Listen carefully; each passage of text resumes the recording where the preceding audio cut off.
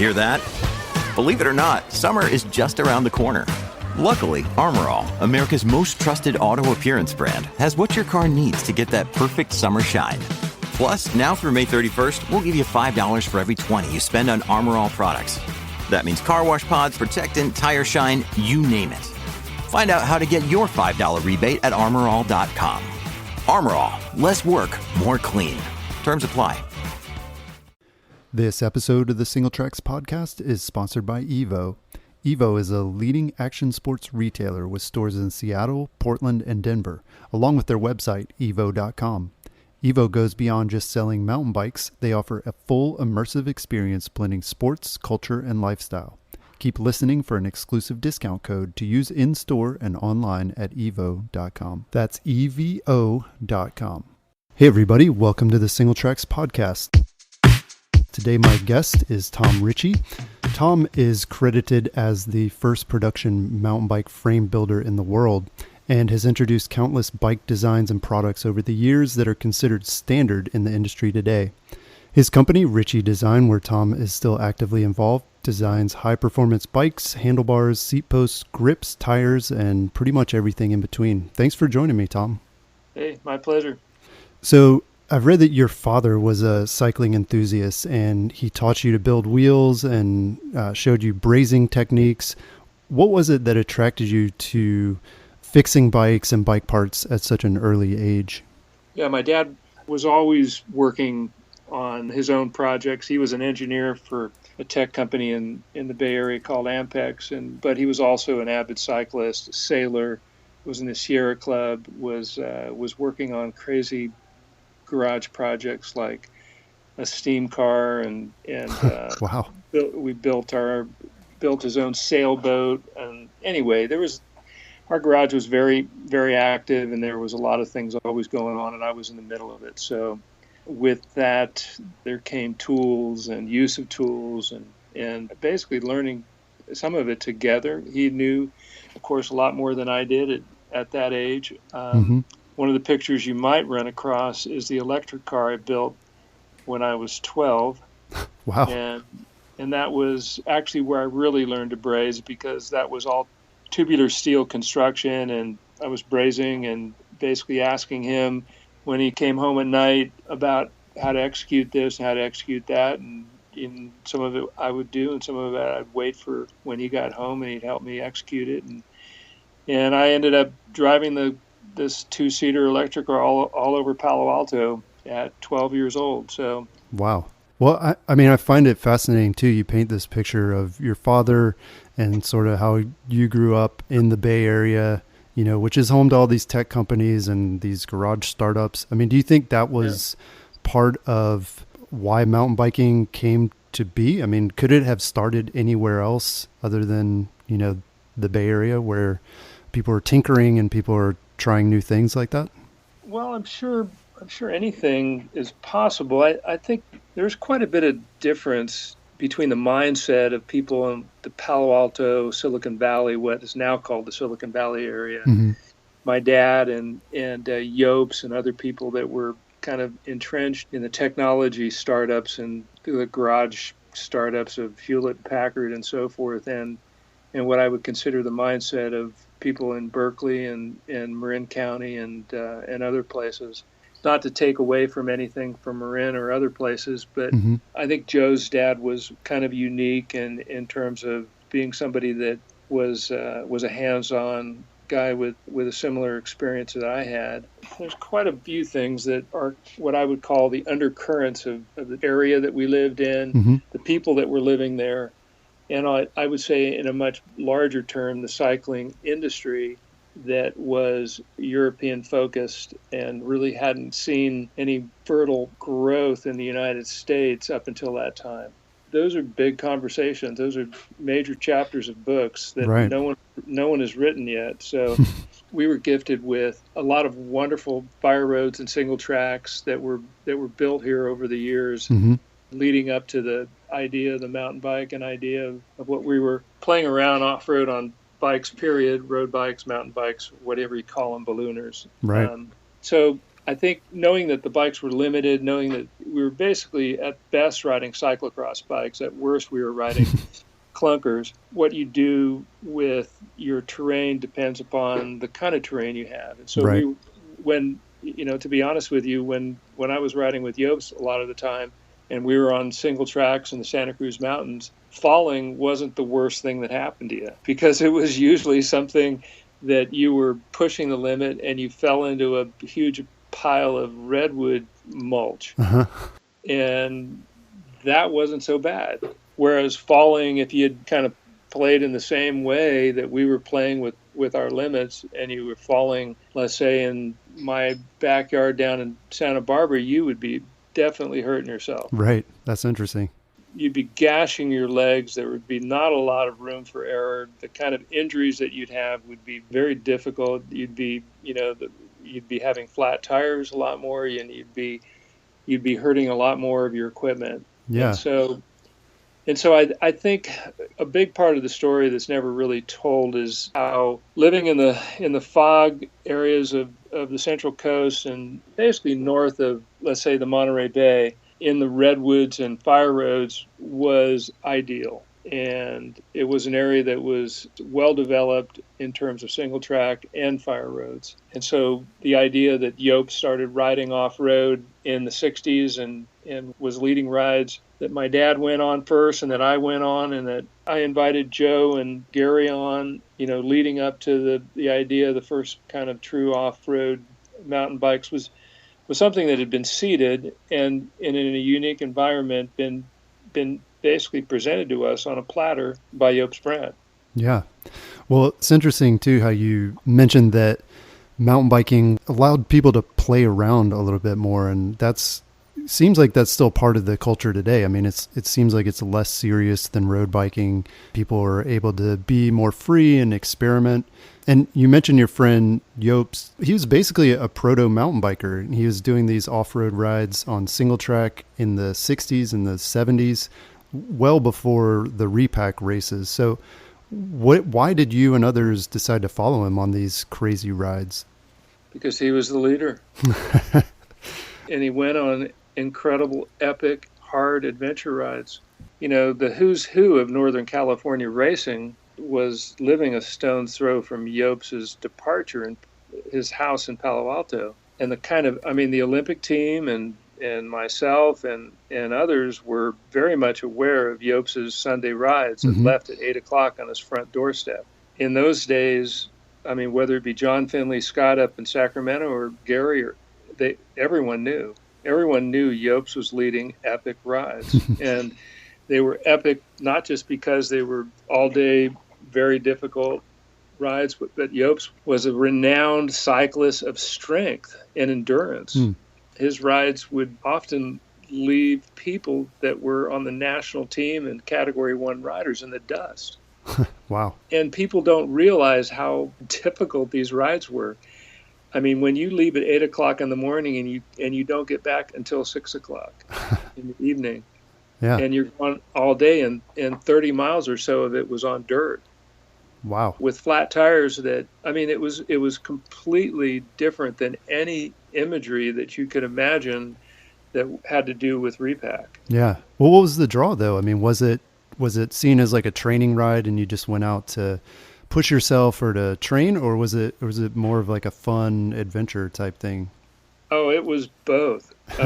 To give you a better idea of it, there was serious road races that we would call one another amongst people that I trained with. Dave Bowl, he was on the Olympic team. He just passed away. Keith Vieira. There's many, many riders that were my training partners. And we would call one another. We go, what are you doing on Sunday? And there might be a 120-mile road race out in wherever, Fresno or somewhere. And we knew where Yope says, yeah, I'm going to do Bonnie Dooner, I'm going to do this, I'm going to do that. And the conversation would be, I think I'll do the road race. I'm not in good enough shape to do the Yopes ride. Wow. And that is a legitimate story. I'm not exaggerating. So Yopes' abilities were renowned. You can talk to anybody that lived those years. And the thing that came with Yopes' rides was not just an amazing experience of rides of roads and places you've never seen before. I mean, we were cyclists, but we were lifestyle guys too. Mm-hmm. I mean, we were competitors, and to a degree, some of us were more competitive than the other. But we lived in a time when things like the Sierra Club was just taking hold on public, Mm-hmm. on the culture.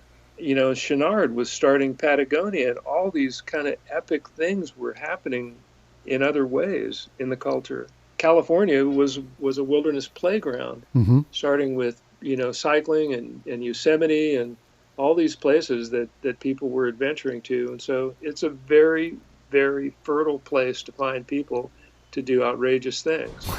Right. Well, was Jobst designing these rides off the road and through Singletrack and places like that for the scenery, or was he doing it just to make it more difficult? I mean, what do you think his motivation was? So the other thing about every Jobst ride, and Peter Johnson and other people will attest to this, is that it was an education. It was basically, Jobst was the professor leading a ride, and we were all getting an education and usually getting dropped in the process. Sometimes we didn't do his rides for the education, but we got it anyway. And for me, being 15 years old and starting out, with a ride like that, I got to live somewhat everything I wanted to. Not only did I get a training experience in an outdoor adventure ride that was seeing areas that someone was leading me into that had been there before and knew that it was possible for the most part. Mm-hmm. But I was also getting an engineering course because Jobst was as much of a professor as he was as a cyclist. Well, yeah, getting back to talking about pairing bikes, and you started doing that at a very early age. And it also seems like you were cut out to be a bike entrepreneur, for lack of a better term, in those days. So was that out of necessity, or were you also interested in the business side of things? I was friends, neighborhood kids, everyone was mowing lawns, throwing papers, they Right. were doing stuff, and I was no different. So as far as being able to find a way of making an extra amount of money, it was that kind of a culture. No one was getting things handed to them as far as I knew. Everything was a matter of making some spare money. And first thing my dad taught me is not wheels. He taught me how to repair tubulars. And in 5th grade, I was repairing tubulars for the local bike shop. And my dad was an archer, and he basically made his own bowstrings and arrows and things like that. Wow. And so some of the materials that he was using were bowstring material was suited to repairing tubulars. He practiced it and proved it and never had it, it was before the age of YouTube or anything. And so he developed his own techniques of repairing tubulars, cutting them open, resewing them back up, repairing them, booting them, whatever they needed. Mm-hmm. And taught it to me. And at $3 a piece, I was able to repair 3 tubulars an hour. Wow. And at 11 years old, that was a significant amount of money. Yeah. And so I would say I was whether it be that or building wheels, and soon thereafter, I was aware that I could work on all kinds of things that people weren't good at. So repairing a frame was not anything anyone did that I was aware of. So it may be something that was a common thing if you were in Europe and maybe in a small village in Italy or whatever, but in the United States, no one was repairing frames. So repairing frames meant understanding frame construction, knowing where to buy tubes, being able to heat something up, take it apart, being able to clean it out, replace a tube, put it back together. You're basically building a section of a frame. Right. And so because I had just built an electric car and was aware of brazing techniques and stuff, I started repairing frames. And one of the first frames I repaired was a Cinelli Model B, and that I bought for $50 for myself at 14 years old. And I ended up starting on my own product and ended up people saying, wow, could you repair my Ron Cooper? Could you repair my Colnago? Could you repair my Mazda? Could you repair my Cinelli? and it just there's a lot of repair work. There's a lot of people that just hung up their bikes, didn't have any way of repairing, and so I became somewhat of a uniquely skilled guy. And as a result of that, building a frame was just straightforward.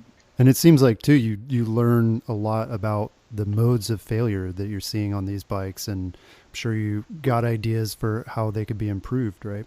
Right. So if you lived in Jobs's world, he was 6'4", weighed 190 pounds, had a pile of broken parts. You lived fully aware of how things failed. You also was starting to race, and we don't really understand what it was like in the amateur years of American cycling before Greg LeMond, but everyone was lucky to have one good bike. And they were even more lucky to have one good bike and two pairs of wheels, one to race with and one to train with. There's very few people that I could even think of that had more than one bike. Why was that? Was it hard to find quality bikes in the U.S.? Were people having to import them, or was it just not competitive and you didn't really need to have more than one bike? It was totally economics. The idea of being able to keep a good bike going, to have a new bike, I only knew a couple of people that had new bikes. We were living the big years of American cycling in the beginning. And to have a brand new Nuevo record group was an unheard of thing. People that had good jobs and were racing were few and far between. Most of the, Lindsey Crawford was about the only one that had a new bike, and he was a United Airlines pilot. My dad didn't have a new bike. Jobs had a 10-year-old Cinelli that I started to repair after he broke stuff. And as getting back to Jobs, I was repairing Jobs' Cinelli for years until he finally said, "Yeah, I think I'll let you build one." But it was a pile of broken axles and broken parts and continual repair. And I don't think there was one pair of wheels that Jobs hadn't rebuilt 10 times. Wow. And so that means that you're repairing broken axles and bearing races and balls and everything. It's just like Africa, just like what I experienced when I went to Rwanda in 2005.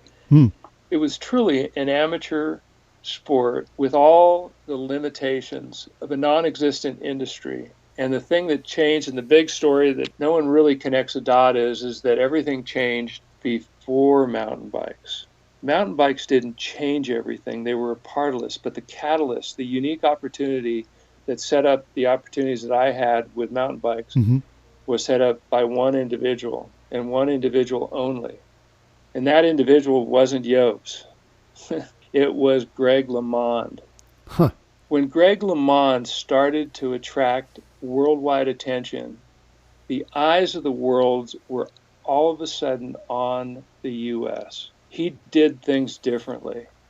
Other Americans went over to Europe, raced, Boyer, Neal, a number of Americans went over, and they basically raced on their terms. LeMond was the first one that went over and raced on his terms. And his terms meant American product. His buddies' bikes, Boone Lennon's bars, Oakley's glasses, carbon fiber frames from one off. Greg did it his way, and he won. All of a sudden, cycling culture of the United States is elevated to worldwide cycling attention.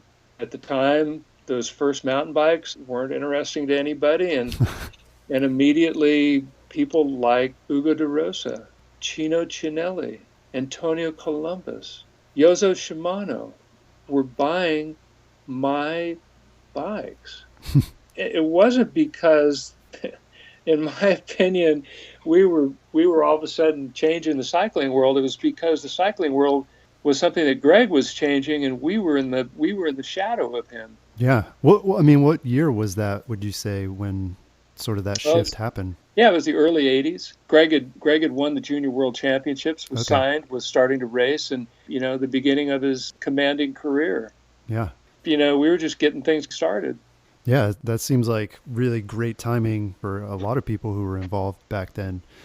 I've read that one of your mentors, somebody you mentioned already, John Finley Scott, encouraged you to build an early off-road bike, which some people have described as a woodsy cow trail bike. Well, that was what John called it. Okay. So the bike was based around a 650B tire and flat bars. What kind of rides did you imagine the bike would be good for?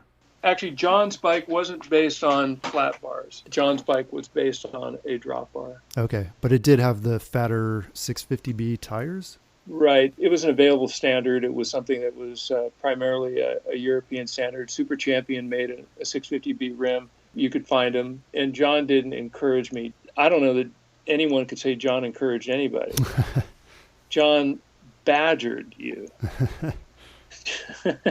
No, I love John. But he was definitely somebody very similar to Yopes, had an incredibly strong attitude. He pretty much beat you over the head. And he beat me over the head enough times that I said, okay, I'm going to build one just to shut him up.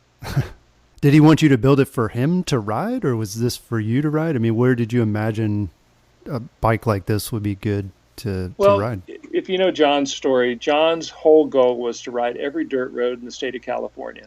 And that was something he always said. I mean, it's just like, I'm gonna go ride, up in the Feather River. I found this dirt road. I'm gonna go ride, anyway. Yeah.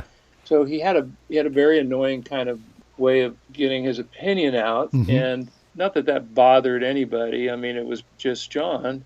I don't know. Maybe it did bother me, but he sounds like a character. Yeah, he was a professor at UC Davis, and he's the founder of the Davis Double Century. I mean, he was very influential. I think the main thing is that John was just looking for somebody to build him a bike and do something that he thought was cool.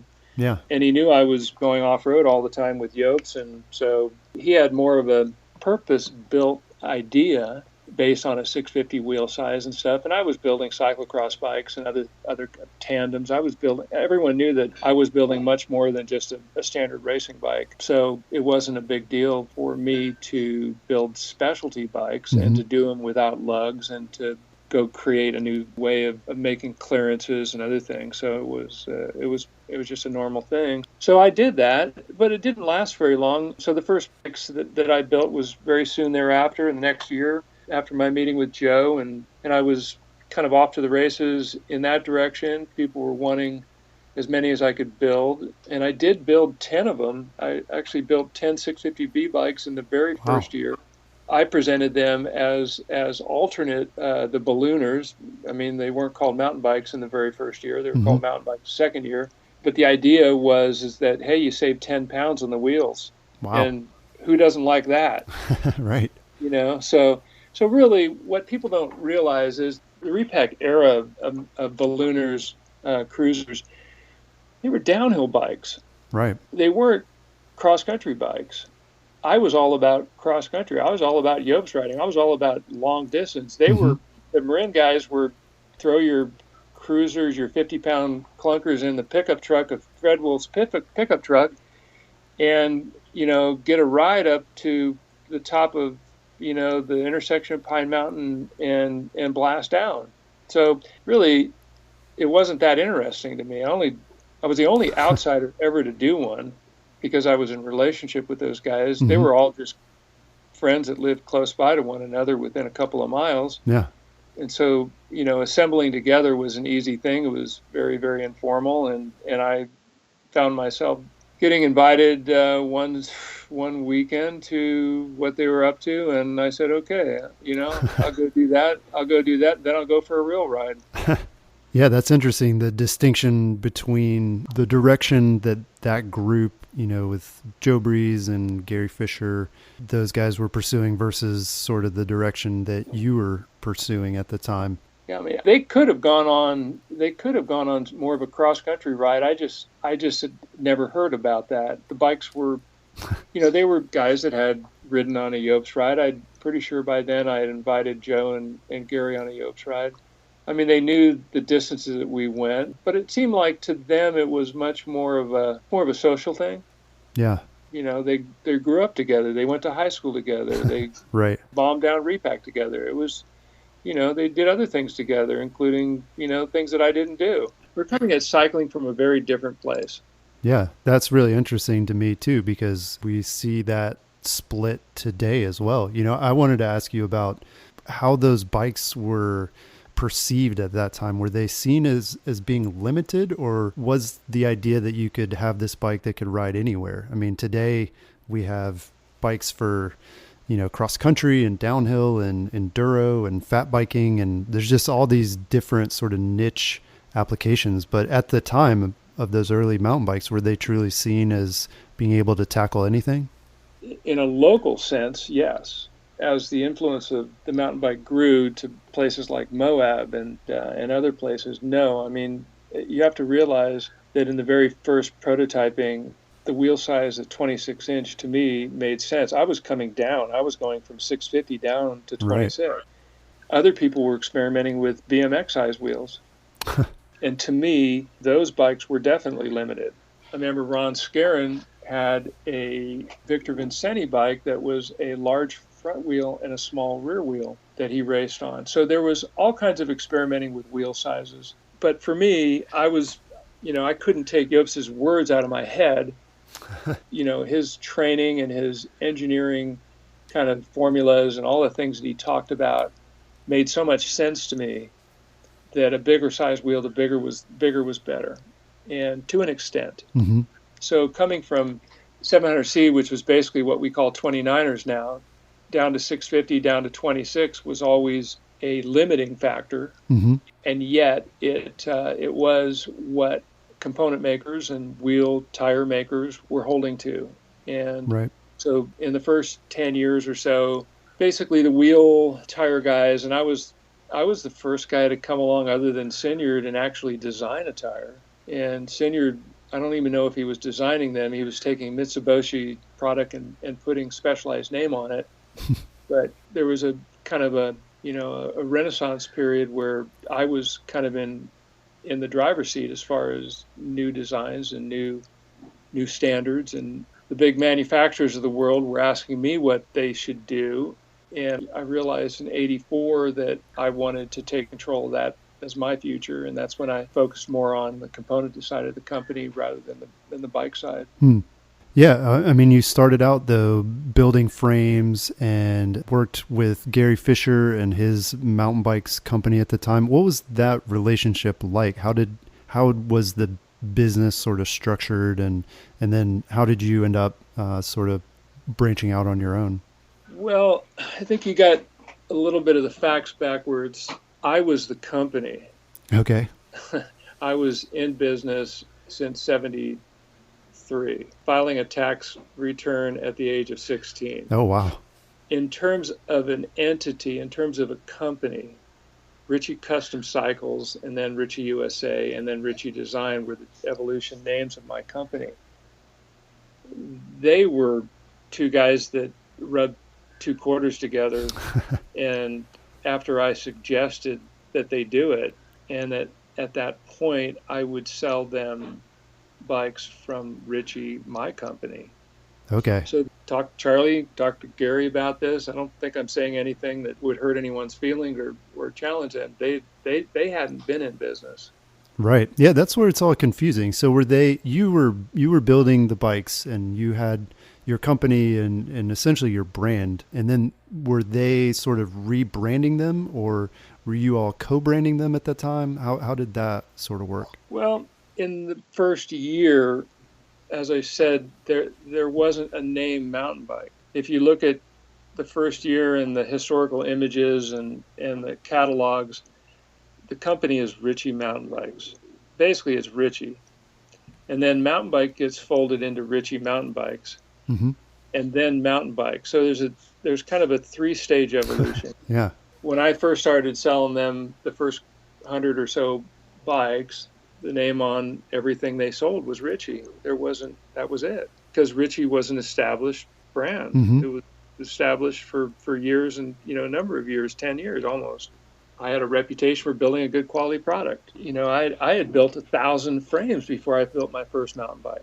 Right. Yeah, I read that. That sounds like a lot of frames. For me to have raced at the level that I raced at and to have been a builder in an industry that that was pretty much a non-existent industry in the United States, developed a business that I could have a family and provide for my family and employment for employees and stuff. It was kind of a unique thing. Yeah, definitely. I think the story has been told a little too many times in one direction, and I haven't really cared about it. I think that having the opportunity to correct the record is a good thing.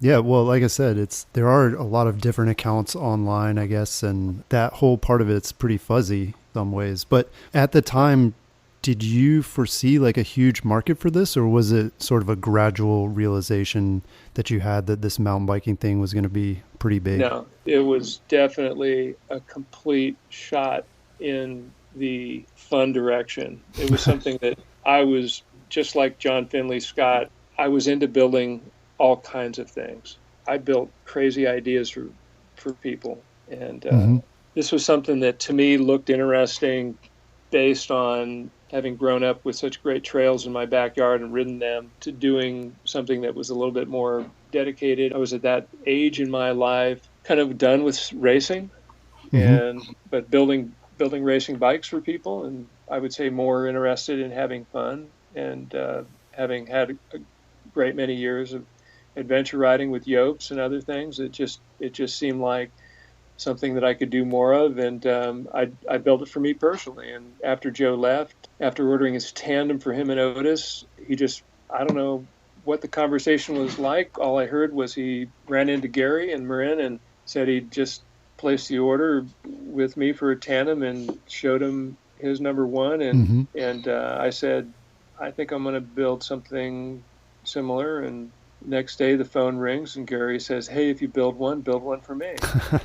I, without telling him, built a third one. And in a fortuitous kind of situation that would have happened possibly in another way, but when Gary came to pay for his bike, I said, by the way, I've got another one that I built, if you know of anyone that wants one. And that was the beginning. So he got together with Charlie, said, hey, Tom just built this amazing bike. He's offering to build more of them. What do you think about selling them? He knew of people. He was working at Sunshine Bike Shop as a mechanic, and he knew of people that wanted them. So he had people in his world that wanted them. I didn't. I was very, very busy providing for the racing industry, the touring and other people in the traditional cycling industry. And so, I said, okay, I'll build 10 more. And they didn't have any money. So basically I had to finance everything they did for years. Yeah. So you must have believed in it. I mean, you must have figured there's at least some market for those types of bikes, right? Well, yeah, it soon became apparent. Another thing people don't understand and don't see in the steel side of the industry is a frame builder was not just a frame builder. He was doing everything. So there weren't ways of making a fork. If you look at Joe's ballooner, he takes another fork and he uses it. I'm out of the box making not only the frame with unique characteristics like a sealed bottom bracket with a 120 millimeter Bill Wood axle in it, building the first one with a unique double-plated crown that I had also been doing for years and years and years on the roadside. And then soon thereafter adding custom stems and then the bull moose bar and seat posts and other things that made the bike unique in its own way, that the world could look at and go, that is a different bike. That's something new.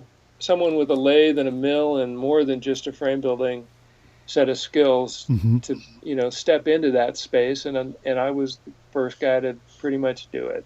Yeah, well, you talk about all the things that go into building a frame, and eventually you started designing your own tubes. Why did you feel it was necessary to go down that path? Well, it was the obvious issue with people throwing away lugs. They didn't know what to do. They didn't know how to join. They didn't know how to join tubes together. Right. If an industry was going to gear up and start to build something called the mountain bike, and they didn't have good lugs, and they didn't have a proven geometry, and they didn't have the diameters that everyone was associating with the mountain bike, then they didn't have a tube set. And the tubes had to be in the beginning. And logic tubing was unique in that it was the first set of oversized tubing that was intended for lugless construction. Lugless construction was a brand new thing. And so people were experimenting with TIG welding at that point in time. TIG welding was not something that anyone used for any nice bikes. TIG welding was used for BMX. When you had a very thick tube and you had a very small frame, and you could build in all kinds of extra gussets and reinforcements that made the bikes extremely heavy and not interesting to the serious side of cycling. Having proved that lugless construction was viable leading up to the mountain bike, and then mountain biking being able to showcase it, it was obvious to me that we were very close to the introduction of TIG welding and being a standard in mountain bike construction. And if I could build a special set of tubing which was condensed butting with differentials that made TIG welding appropriate, for example, a normal tube from a lug history of 100 years had a differential of 0.9, 0.6, or 0.7, 0.1. If I made a tube that was 0.5, 0.9, no one had ever done that. No one had ever pushed a differential that far. Matter of fact, Columbus was the first company that wanted to make my tubing, and they didn't succeed. And they had been in the tubing business since 1890. Reluctantly, I went to Japan and knocked on Tangei's door, and Tangei accepted the challenge that they succeeded. And then that was in the very beginning of them launching heat-treated tubing called Prestige. And I had a very productive, unique opportunity to develop a standard that had never been developed. Right. Kind of side story, Columbus finally figured it out, and they offered their tubing. And when they offered it, after I offered my logic tubing, they called their tubing genius. We're going to take a quick break, but when we come back, we'll talk about the proliferation of standards in the bike industry and how mountain bike specific tire treads came to be. Stay tuned. Evo seeks to deliver the ultimate shopping experience for mountain bikers. Check out their deep library of guides to everything mountain biking on evo.com/guides, or reach out to their dedicated team of customer care experts available by phone, online chat, and email.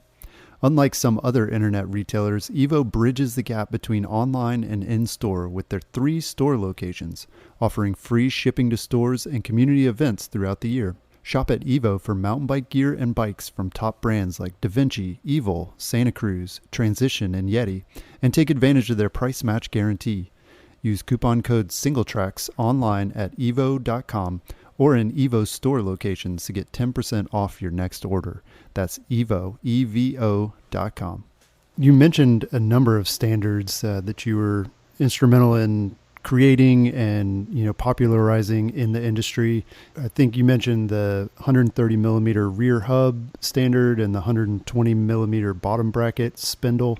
So these days we hear a lot of grumbling whenever a new standard is introduced, but it seems like this is kind of a necessary move to make mountain bike designs move forward, right? To an extent. I have a lot of voices in the back of my head. Okay. And they were from people that I really benefited tremendously from in terms of their education, their well-meaning, their design prowess, their influence in their industry. They were unique individuals when I look back on it. They were people that said, you better not develop a new standard if it just creates a standard for the standard's sake and not really after truly vetting the design and being sure you solved a problem. And that last statement, the do no harm solves a problem, is a haunting voice that's always there for me. Yeah, I mean, it seems like you have to be really careful when you're coming up with these standards. And I mean, do you think, are there a lot of examples of bad standards out there? I mean, I don't expect you to name any, but does that happen, do you think, in the industry? More often than you would realize. The current through axle standard in the rear hub is a bad standard, and people won't figure it out until they've either fixed it and gone through evolutions or are on the other side. There's a lot of standards. I could write a book on bad standards. When I was in the beginning stages of creating new standards, and this was before mountain bikes, Bicycling Magazine was interested in doing an article on me, and they killed the article because they were concerned that my experimentating ways was a bad influence on the industry. That's 40 years ago. Yeah. Now, it doesn't matter what you do, it's celebrated. Right, as long as it's new and, there's some argument that it's innovative. Things have changed in such a dramatic way that we do not have, unfortunately, the old sages that are there that people say, well, what do you think of this? I mean, I don't know where to start. I mean, I could go through the UCI, all the different standards that the UCI and how they vet them and what.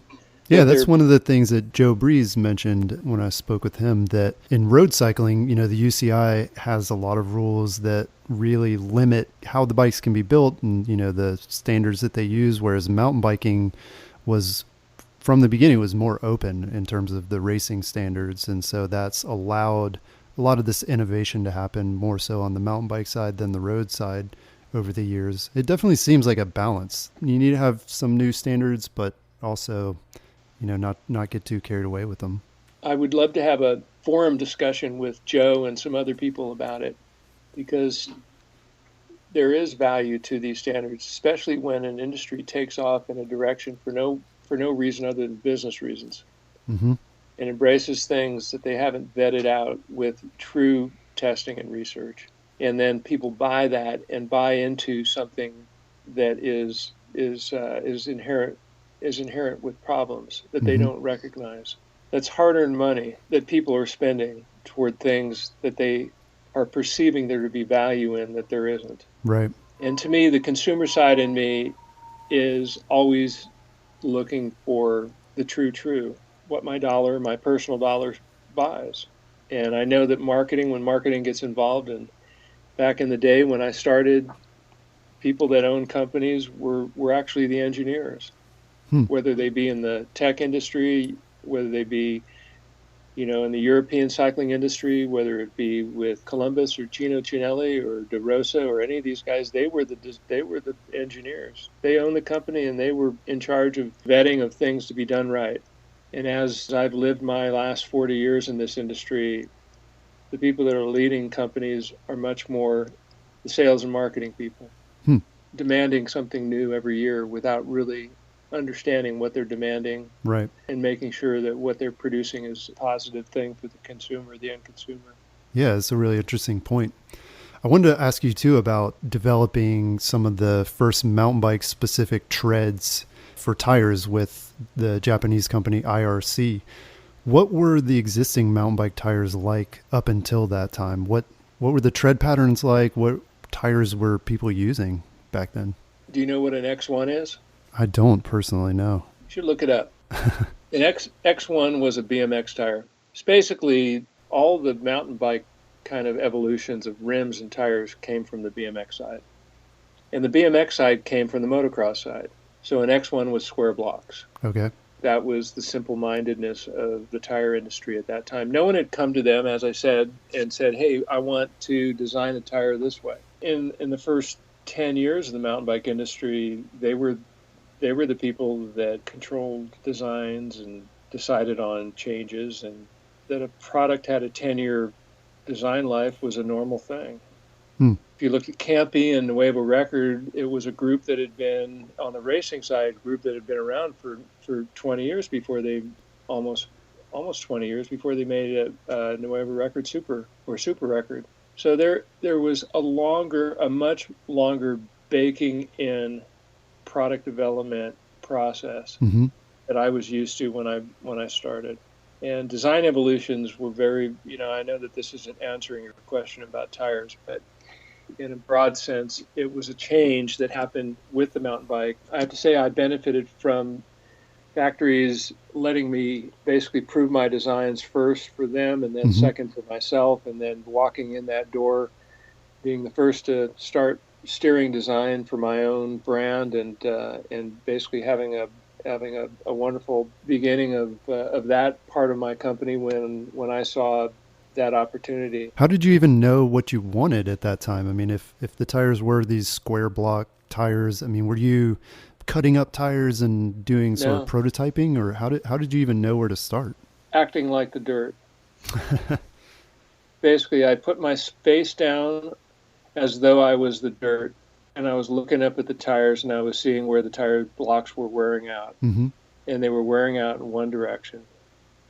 And I realized that all the tires in the marketplace were an inefficient design if only one side of the blocks were seeing breakdown. Interesting. As the breakdown was differentiated from front and rear, I was the first to realize that tires needed to be directional. Hmm. And that was before the car industry realized. Car industry didn't develop the AquaTread until after the first directional tires that I developed. Wow. So there was a lot going on, and then the motorcycle guys discovered it. So if you look at the history of treads and the influence of directional treads, it was either me or somebody that was on their own course of figuring it out. Yeah. Yeah, that's really cool to see how, I mean, it seems like bikes are unique from those other applications because it's human power that's powering that, and you're going to be much more sensitive to, those efficiencies and things than, maybe somebody who just is driving a car around or a motorcycle. Well, physics is physics. Yopes would take me, as I said, on a physics course anytime I wanted. I just had to ask the question, push the right buttons, and out came the course. So directional treads and wearing condition, differentiating front and rear load ratios, and what happened with basically the first generations of tires and the directional and the weight reduction and all that was what I was after. I was after in the beginning for the lightest tires. So basically IRC was one of the only companies working with 127 TPI, and they were doing it for the road. I came to them and said, I want to do it for mountain. And they said no. And in the same way, Shimano said to me, I want to use Dura-Ace cassette hubs on my mountain bikes in the very beginning. And Shimano said no. And I did it anyway. And then the Dior group was birthed. I don't know if you know the story about Shimano Dior. I don't. It was based on my conversations with Shimano on how to do it. And this was before I developed any of my own products, and I was giving away my ideas. Well, yeah, I mean, it sounds like you had a lot more ideas than time. I mean, it's hard to imagine the things that you were able to accomplish, let alone the others that, maybe got away or that other people ended up running with. Well, I was very fortunate to do a lot of my ideas myself, but a lot of them I just gave away. And, I don't regret that. I've had a wonderful life of seeing things that I haven't tried to control every bit about it. So thankfully, there's always more ideas, and it just seems like I'm just one more bike ride away from figuring it out. Well, yeah, that's the perfect segue into my next question. Today's mountain bikes are stronger and lighter than they've ever been before. So are we approaching an optimal state, or, is that even a dumb question to ask? Are we ever going to reach any sort of optimal? There was a lot smarter people in history that said men would never fly and all kinds of things would never happen. Right. But the bike is such a simple machine. I mean, it seems like there are some limits, and that a lot of aspects of the bikes have remained the same over time. I mean, we're talking with Joe Breeze about head tube angles and how they're essentially kind of the same as they were back, at the very beginning. So is there sort of this perfect bike out there? Let me jump around a little bit on that question. I noticed today an article about tire size in the Tour de France. They're looking at tire size differently than they did for the last 40 years. Mm-hmm. And they're basically going back to 27 millimeter tires. Guess what size tire I raced on? I'm guessing it's pretty close to 27 millimeters. Have you ever heard of a Clement Paris-Roubaix? Look at the size of a Clement Paris-Roubaix. That's what I raced on. There are things that are more chiseled in stone as far as standards, and they always will be. Geometry is based on the human physiology, is based on a lot of things that have to do with ride performance and balancing characteristics. and rolling resistance is largely based on a lot of things that have to do with displacement and float and things that are air related. So there are a lot of things that aren't going to change much, and it's pretty, as I said, it's pretty much chiseled in stone. But there are things that can change, and there are areas that will see change, and there are also areas that will see retreatment. We'll see a devolution. Hmm. In my opinion, the tires and things like that are basically people rediscovering characteristics that they have been falsely sold by the sales and marketing people of the new industry that we live in, that are part of the re-education process. Mm-hmm. And which is a good thing. I've lived a dream of creating things that also have come and gone. And for the most part, I've been the product test guinea pig on those things. So there's nothing that I can say bad about experimenting. It's part of my getting to where I've gotten, and there's part of other people getting to where they get. I would say that the encouraging thing that I'm looking at right now is the kind of people ringing the bell of the all-purpose or the gravel bike or whatever they want to call it, which is basically how I started. Yeah, that's what I was thinking when you're talking about John Finley Scott's 650B bike. It sounded to me like a gravel bike. Yeah, we're at this place where carbon fiber makes things light. You can't design steel tubing like you can design carbon fiber. Carbon fiber, you can create shapes and organic structures Mm-hmm. that can be joined with seamless, monocoque conditions, and so there's certain value to the way things are going right now. But there's also a downside to those things that people don't realize. So there's pluses and minuses to everything that is in the industry right now, Mm-hmm. and we live in the soup du jour of times in the bike industry. But the good thing about it is that there's a natural gravity force or a pulling force back to utility side and simple side and the steel bikes and other things that I enjoy. Yeah. That natural force is basically the force of simplicity, of people understanding the basic value of the bike and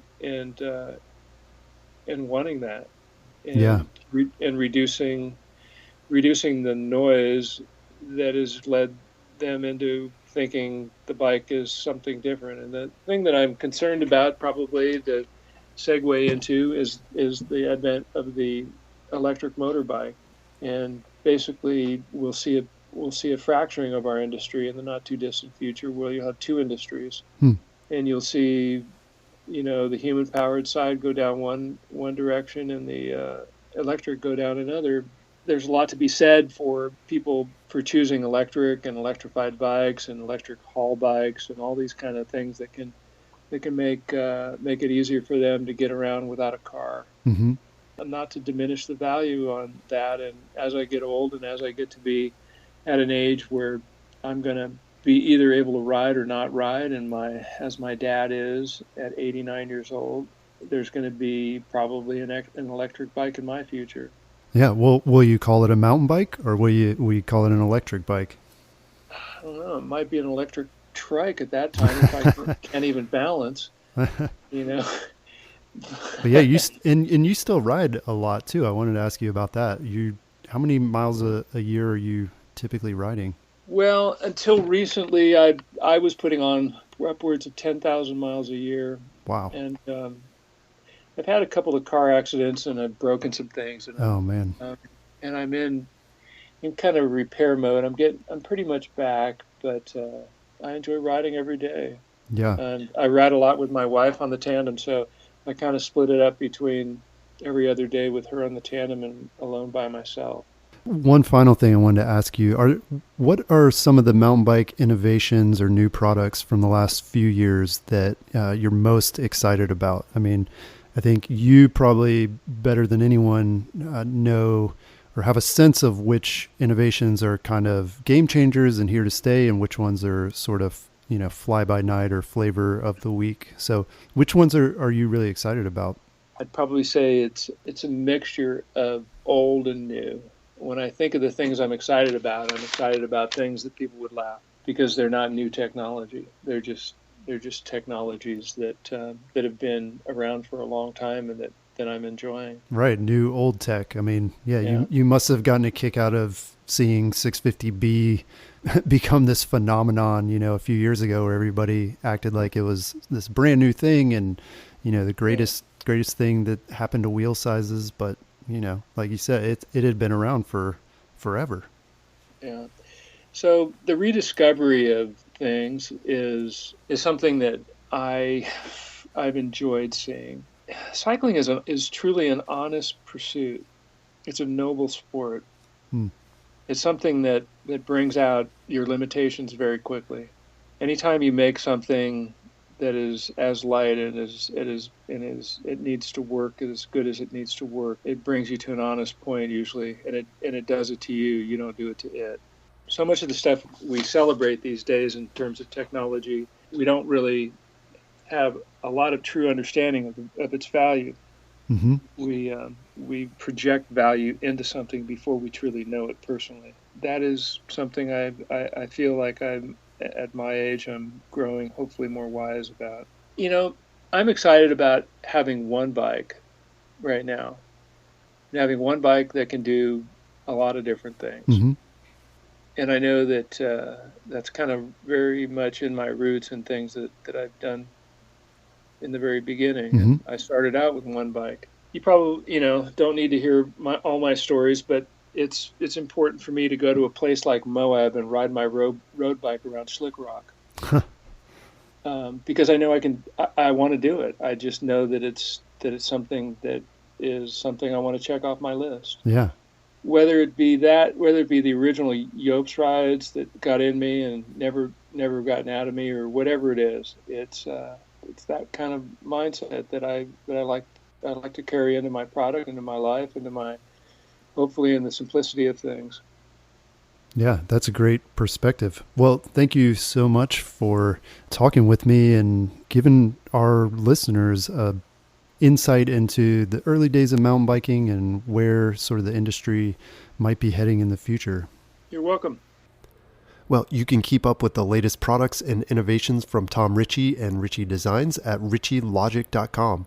And don't miss our upcoming interview with Gary Fisher as we continue our Mountain Bike Founders podcast series. Thanks for joining us. Peace.